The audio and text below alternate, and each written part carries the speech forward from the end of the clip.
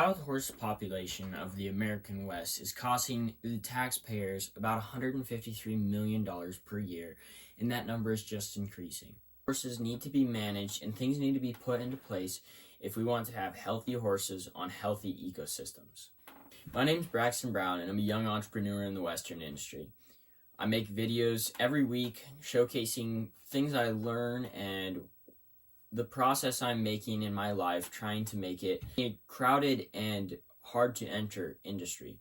This week, I'm talking about an issue that could honestly be considered a national crisis. So little amount of people actually know that it's even an issue. So watch this entire video if you want to see why it's an issue and what we can be doing about it. So the first thing you need to know is where they came from and where they are.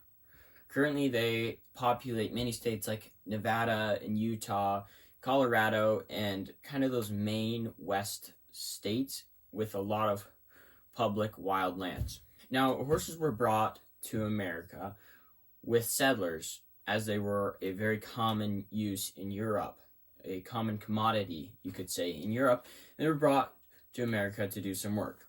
Mainly the bloodlines of the wild horses can be traced back to the Spanish, and from them bringing horses over. Oftentimes, horses were either set free or escaped, and they formed their own herds and moved west.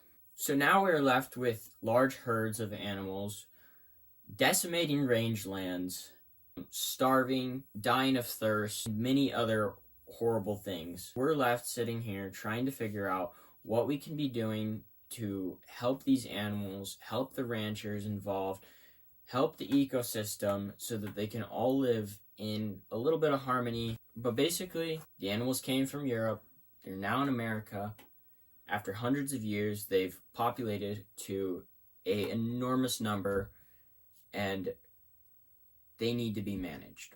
In Nevada alone, there's more wild horses than all other game species combined. Like, if you think of every game species herd being combined, and that's not even equaling the number of wild horses in Nevada. A common question that arises while talking about this issue is, why can't we just leave the wild horses be out on the rangelands?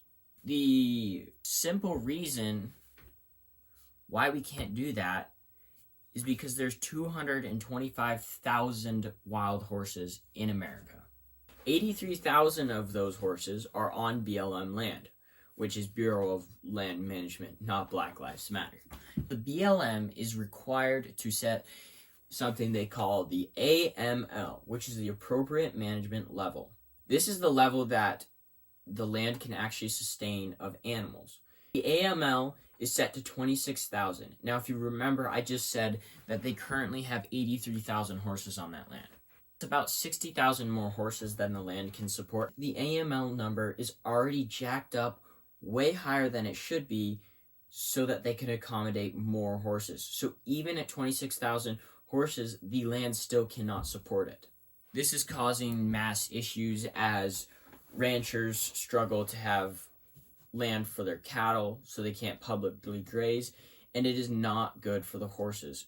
When there's this many horses and they don't have enough land, they end up killing all of the grass and anything that is necessary to hold in nutrients into the ground, and soon everything's turning into desert. It's just weeds, and these horses are actually eating this nasty brush that builds a bird's nest in their stomachs, and then they starve and die because they ate that because they had nothing with real sustenance. So if you understand what I'm saying that it doesn't work to leave these animals on the range because there's too many. So you may wonder, what are we already doing? Because this issue has been brought to many people's attention. Now, this issue is only growing, but they are putting in tactics and utilizing methods in order to try and reduce the population and manage this level so that we can have healthy horses and healthy ecosystem. Years past, the number of horses was actually brought down to 20,000. And it's at 225,000. But the way they did that was by rounding up horses and shipping them to Canada, Mexico, or just slaughtering them in the USA and turning them into dog food or glue. I don't know if you kind of cringe at that, but it doesn't seem like that's the right thing to be happening to wild horses. And the other thing that we're doing in order to manage these wild horses is by admitting a little birth control through a shot. This is really difficult to do because these horses are usually pregnant 9 days after giving birth, and it has to be done in between that little window of time. And with that level and that amount and number of horses, that is a very difficult thing and very unrealistic to be our main management source and practice. Hopefully made clear, these are ineffective methods in order to bring down the level of wild horses. And mainly, the reason these are so ineffective is actually because of the people. The animal rights activist groups hate, and I mean hate, these wild horse roundups and things like that. The ranchers hate having these wild horses decimate the rangeland in order so that they can no longer put any horses on public land. And just the general population is undereducated and underinvolved. And I don't mean like everyday person walking down the street, but especially people in the Western industry need to step up and maybe spread some awareness or do a little something and figure something out to help out. But the bottom line is we still have too many animals in the rangelands suffering, and the horses are suffering, and the people are suffering. And we need to find something in order to solve as many of these pain points as we possibly can, because it's just going to keep growing into a more destructive situation. So what really can we do? Okay, the biggest thing we could do to actually make a huge impact on this is, unfortunately, a lot of slaughter would be the most effective way of controlling the population. But horses are actually the second most valued animal in America. And they just have this special thing about them, and they're just like not something that you want to see slaughtered and turned to dog food because their meat is considered low grade. First off, it's illegal, and many people would push back against it, and unfortunately it would be very effective. But I don't think that's the right choice. I think what we need to do is work together with the animal rights activists, the ranchers, and the people who truly care about wild horses. Because in the end, as you may have picked up on, I've said this throughout the video, people care about having healthy horses on healthy ecosystems. Right now, we have unhealthy horses on unhealthy ecosystems and lands because of poor management. And people are doing the best they can, but we really need to work together because many of the options we have only work if all groups can put in effort into making them work. Because no matter what solution we have, one group is going to have to be a little uncomfortable. The ranchers are going to have to struggle a little with feeding their cattle on rangelands. The animal rights activists are going to have to worry or are going to have to be uncomfortable with some of the management practices because it is unethical to leave these horses be on the rangelands because they're suffering a lot more than if they were to just be dispatched. Now, I'm not for slaughter and killing these animals, so don't think that's what I was saying. But we need to work together, and we need to come up with some real solutions. Now, there's this one lady named TJ Holmes who manages the Spring Creek Basin area and does an amazing job. And the thing is that it's not only required to manage the horses, but also the land because it's almost like a pyramid. The animals are on the top, but on the base and the foundation is the land and the resources that these horses need to survive, like grass and water. And not only do we have to manage the horses, but we also have to manage the land in order for the horses to thrive.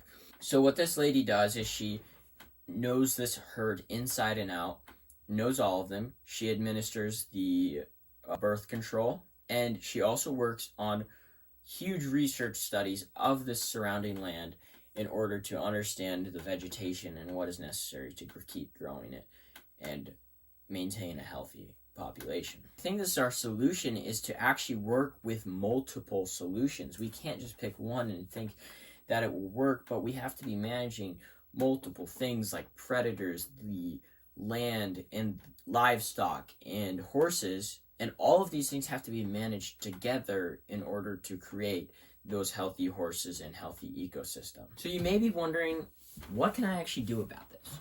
And a great thing is just watching this video, because you're learning about it, you're learning about the struggles that people are having and about the real issue and why it's an issue. Now, the best thing you could do moving forwards from this video is go research articles and videos and watch documentaries and do as much as you can to learn about that.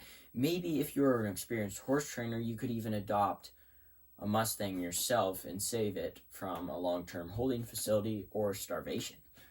Now be cautious with that, because they are extremely wild animals, and it's not just like an untouched horse. It's not like an untouched 2-year-old that's been around people all its life, but it just hasn't been touched very much.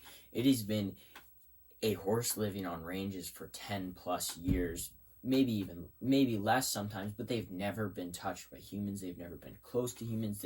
Some of them have never seen humans until they were rounded up by helicopters. So you have to take a very discretionary level with deciding to adopt a horse. But the main things you can be doing is educating yourself and educating others, because so many people have amazing ideas on how to fix problems that I think when multiple people are educated and everyone is working together to solve this one problem, that all the minds kind of cooperating together can come up with some solutions that will actually work and can actually be effective. If you care about this issue and you think this video is interesting, then I encourage you to go watch some documentaries. Just check out some people who have done amazing things with Mustangs. There's a guy that did the Year of the Mustang, where he rode his Mustangs all the way from California across this country and all the way back. There's a wonderful documentary called Unbranded. There's countless articles, there's countless documentaries, countless videos, and just a lot of ways to educate yourself. And I'm glad if I was the one to start that education. But there's a lot of people who know a lot more about this issue than me and who can teach you a lot more. So I encourage you to go check out those videos. If this video was helpful, I would really appreciate it if you could subscribe, maybe like. And if you have any more questions, definitely get down in the comment section and let me know about those, and I can let you know and answer, because I have done a lot of research on this topic, and I know more than the average person about it just because of that research. But go do your own research, figure out if this is something you care about, and if it is, then go take some action.